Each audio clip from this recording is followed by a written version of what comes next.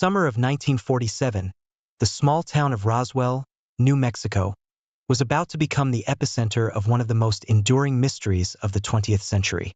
Nestled amidst the arid deserts and sprawling ranches, Roswell was a quiet community, largely untouched by the hustle and bustle of the outside world. But on the evening of July 4th, as a rare and violent thunderstorm raged across the sky, something extraordinary happened. Sound of thunder and rain intensifies.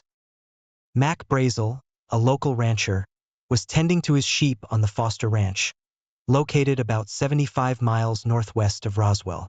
The storm had been fierce, with lightning illuminating the dark sky and thunder echoing across the plains. Amidst the cacophony, Brazel heard an unusual sound, a loud explosion that seemed to dwarf even the thunderclaps. Curious and somewhat alarmed, he made a mental note to investigate the following day. Sound of sheep bleating and distant thunder. The next morning, July 5th, Brazel set out to inspect his property. As he approached a remote section of his ranch, he stumbled upon a field strewn with debris. The wreckage was unlike anything he had ever seen. Metallic fragments, lightweight but incredibly strong, scattered across the ground. Some pieces appeared to be parts of a larger structure, while others were thin and flexible, almost like foil but much more resilient. Intrigued and perplexed, Brazel gathered some of the debris and decided to take it to the authorities in Roswell. Sound of footsteps crunching on debris. Upon arriving in town, Brazel met with Sheriff George Wilcox. Wilcox, equally baffled by the strange materials, contacted the Roswell Army Airfield, RAAF. Major Jesse Marcel, an intelligence officer at the base, was assigned to investigate. Marcel, along with another officer, accompanied Brazel back to the ranch to examine the debris field firsthand. Sound of car engines starting and driving off. As Marcel sifted through the wreckage, he noted the unusual properties of the materials. Some pieces were nearly indestructible, refusing to bend or break despite his efforts. Others were covered in strange, hieroglyphic-like symbols that seemed to shimmer in the sunlight. Marcel knew that this was no ordinary crash site. He collected as much debris as he could and transported it back to the base for further analysis. Sound of metal clinking and murmured discussions. On July 8th, the RAAF issued a press release stating that they had recovered a flying disc from the ranch. The news spread like wildfire, capturing the imagination of the public and media alike. Headlines screamed about the discovery of a flying saucer, and Roswell was thrust into the national spotlight. But the excitement was short-lived. Just hours later, General Roger Ramey, commander of the 8th Air Force, held a press conference to debunk the initial report. He claimed that the debris was nothing more than the remnants of a weather balloon, and the matter was quickly dismissed. Sound of typewriters and telephones ringing. Despite the official explanation, the incident had already sown the seeds of curiosity and speculation. Witnesses began to come forward with their own accounts of strange sightings and encounters. Grady Barnett, a civil engineer, claimed to have seen a crash disk and the bodies of small, humanoid beings near the site. His description of the creatures' large heads, slanted eyes, and slender bodies matched the archetypal image of extraterrestrials that would later become iconic in UFO lore. Sound of murmured conversations and eerie background music. The military's swift retraction and the subsequent secrecy only fueled the growing conspiracy theories. Many believed that the government was hiding the truth, that they had recovered an alien spacecraft and its occupants, and were conducting covert experiments. The town of Roswell became a focal point for UFO enthusiasts and researchers, who flocked to the area in search of answers. Sound of car engines and crowd murmurs. In the years following the incident, Roswell's reputation as a UFO hotspot only grew. The town embraced its newfound fame, with businesses capitalizing on the extraterrestrial theme. Museums, gift shops, and annual festivals celebrating the incident became a staple of the local economy, drawing visitors from around the world. Sound of festive music and crowd cheering. In 1994, the U.S. Air Force released a report admitting that the debris recovered in 1947 was part of Project Mogul, a top-secret program designed to detect Soviet nuclear tests using high-altitude balloons. The report aimed to put an end to the speculation, but for many, it only confirmed their suspicions of a government cover-up. Sound of pages turning and murmured discussions. As we delve deeper into the mystery of Roswell, we encounter a cast of characters whose lives were forever changed by the events of that fateful summer. Major Jesse Marcel, the officer who first investigated the debris, would later become a vocal proponent of the extraterrestrial theory, insisting that what he saw was not of this earth. His son, Jesse Marcel Jr., would carry on his father's legacy, recounting his own experiences with the strange materials. Sound of a father and son talking. Sheriff George Wilcox, the first authority figure to handle the debris, found himself caught in the crossfire of conflicting narratives. His initial curiosity turned to frustration as he was pressured to conform to the official story. Mac Brazel, the rancher who stumbled upon the wreckage, became a reluctant celebrity, his quiet life disrupted by the whirlwind of attention. Sound of camera shutters and crowd murmurs. And then there are the witnesses, ordinary people who claim to have seen extraordinary things. From Grady Barnett's encounter with alien bodies to the accounts of strange lights in the sky, their stories add layers of complexity to an already enigmatic tale. Each testimony, whether credible or dubious, contributes to the tapestry of the Roswell legend. Sound of eerie music and distant thunder. As we piece together the fragments of this story, we are left with more questions than answers. What really happened on that stormy night in 1947? Was it a weather balloon, as the military insists, or something far more mysterious? The truth, it seems, lies buried beneath layers of secrecy, speculation, and intrigue. Sound of pages turning and eerie music intensifies. In the next act, we will delve into the various theories and investigations that have sought to unravel the Roswell mystery. From government reports to independent research, we will explore the evidence and the arguments that continue to fuel the debate. Join us as we navigate the labyrinth of facts and fiction, seeking to uncover the elusive truth behind the Roswell incident. Sound of eerie music fades out. As the years passed, new witnesses came forward, and new theories emerged. The story of Roswell evolved, becoming a rich tapestry of facts, speculation, and legend. Yet, despite countless investigations and the passage of time, the core mystery remained unsolved. What really happened on that stormy night in 1947? The answer, it seemed, was still out there, waiting to be discovered. In the days following his harrowing escape from the military facility, Major Jesse Marcel found himself grappling with the weight of his discoveries. The evidence he had gathered, though incomplete, pointed to something far beyond a simple weather balloon crash. The strange materials, the eyewitness accounts, and the eerie descriptions of the humanoid beings all suggested a truth that was both astonishing and terrifying. Marcel's health continued to deteriorate, but his resolve remained unbroken.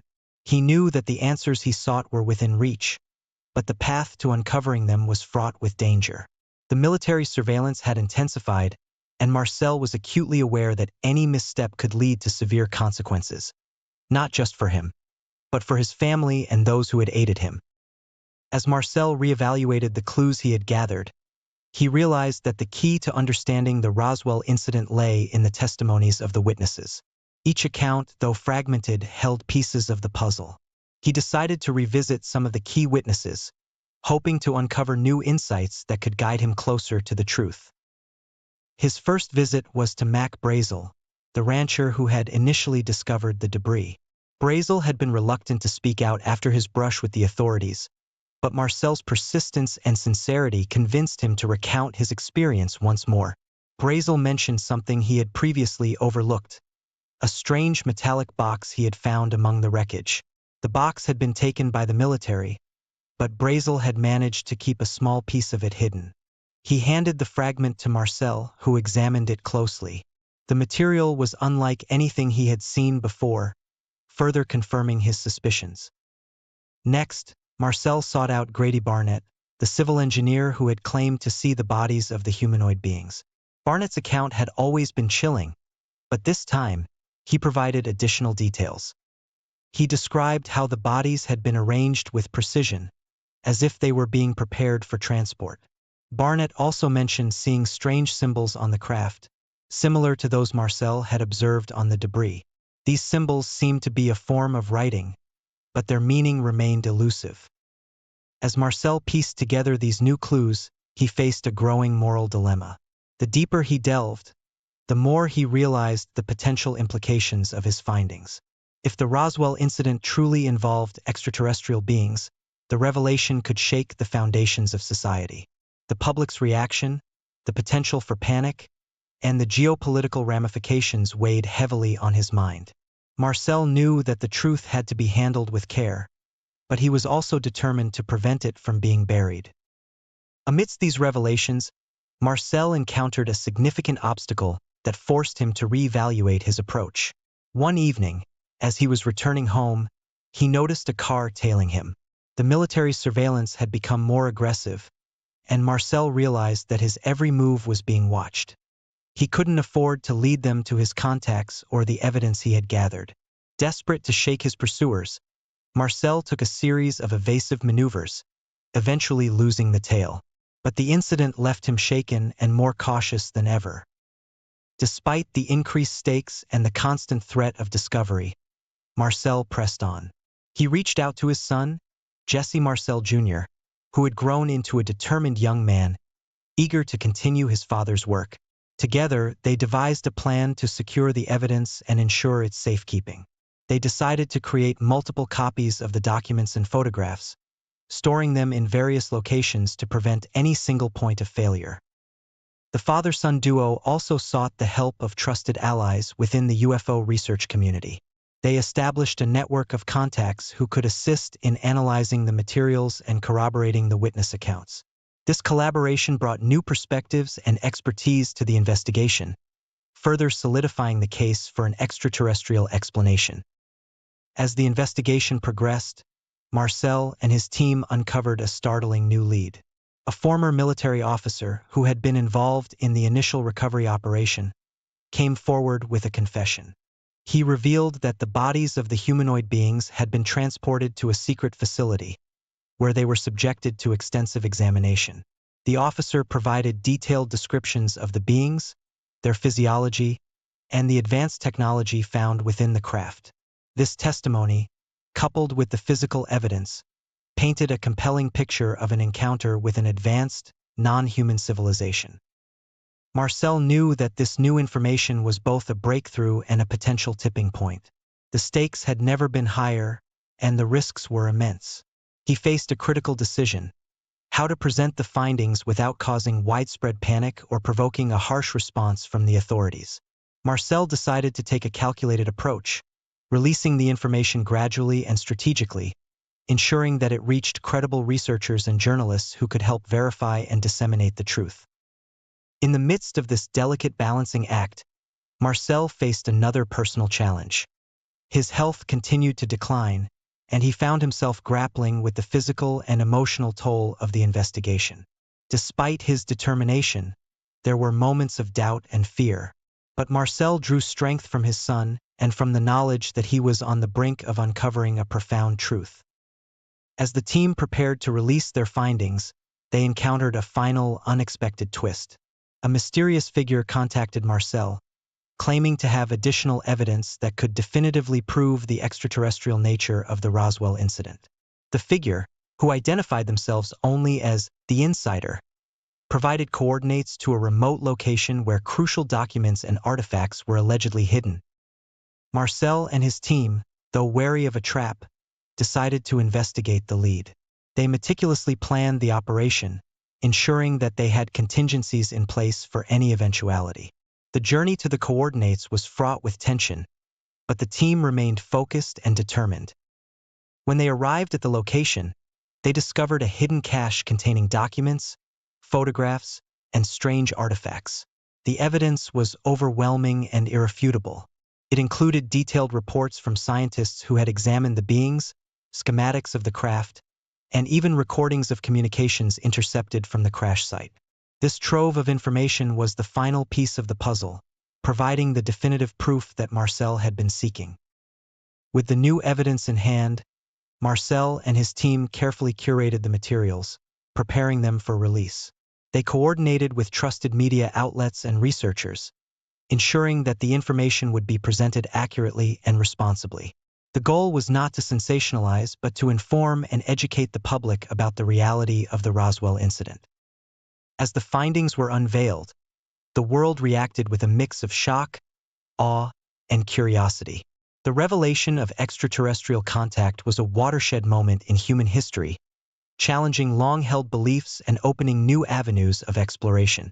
Marcel and his team were hailed as pioneers, their relentless pursuit of the truth finally vindicated. The Roswell incident, once shrouded in secrecy and speculation, became a symbol of humanity's quest for knowledge and understanding. The town of Roswell, forever linked to the mystery, embraced its role as the epicenter of this historic revelation. The annual UFO festival became a global event, attracting visitors and researchers from all corners of the world. In the end, Marcel's journey was a testament to the power of determination, courage, and the relentless pursuit of truth.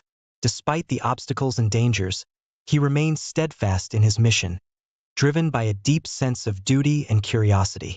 The legacy of the Roswell incident, and the questions it raised, would continue to inspire generations to come, reminding us that the truth is out there, waiting to be discovered. Marcel began by recounting the journey that had led them to this moment, from the initial discovery of the debris to the revelations from the data core. As he spoke, he presented the evidence with clarity and conviction. The audience listened in rapt attention, their skepticism gradually giving way to wonder. The testimonies of witnesses, the analysis of the materials, and the insights from the data core painted a compelling picture of an encounter with an advanced civilization. The symposium reached its climax when Marcel unveiled the final piece of evidence, the data core itself. Demonstrating its capabilities, he showed how it could revolutionize technology and expand humanity's understanding of the universe. The crowd erupted in applause, their excitement palpable.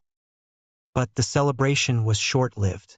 As Marcel stepped off the stage, he was confronted by a group of military officials demanding the data core, citing national security concerns. Marcel stood his ground, refusing to hand it over. The tension in the room was thick, and a standoff seemed imminent. In a surprising turn of events, Colonel Harrington stepped forward. He addressed the officials with authority, revealing his own involvement in the cover-up and his decision to support Marcel. Harrington's testimony was a turning point, swaying public opinion and forcing the military to back down. The symposium concluded with a sense of triumph and hope. The truth had been revealed, and the world was forever changed. Marcel and his team were hailed as heroes, their relentless pursuit of the truth finally vindicated. In the aftermath, the Roswell incident became a symbol of humanity's quest for knowledge and understanding. The town of Roswell, once a quiet community, transformed into a hub of scientific and cultural activity. The annual UFO festival attracted visitors from around the world, celebrating the spirit of discovery and the enduring mystery of the cosmos. Major Jesse Marcel, despite his declining health, continued to inspire others with his story. He had faced immense challenges, but his determination and courage had prevailed. The legacy of the Roswell incident, and the questions it raised, would continue to inspire generations to come, reminding us that the truth is out there, waiting to be discovered. And so, the story of Roswell, the Marcel family, and the quest for truth continued, a testament to the enduring human spirit and the unquenchable thirst for knowledge.